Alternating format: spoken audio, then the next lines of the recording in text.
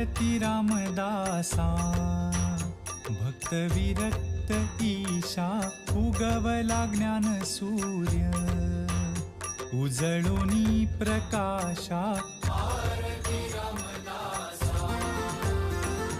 साक्षात शंकराचा अवतार मारुती कली माझी तेची झाली रामदासाची मूर्ती आरती रामदासा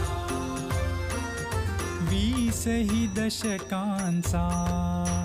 दासबोध ग्रंथ केला जड जीवा उद्धरिले नृप शिवा सितारिले